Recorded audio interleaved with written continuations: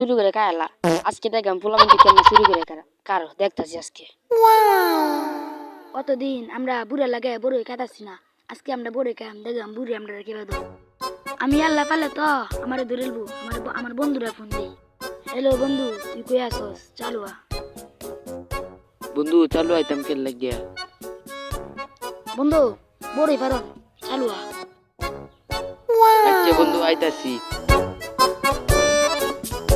বন্ধু কি হইছে, ফোন দিছিস করে? বন্ধু বড়ই পারা আমি লাগে তোরা ফোন দিছি।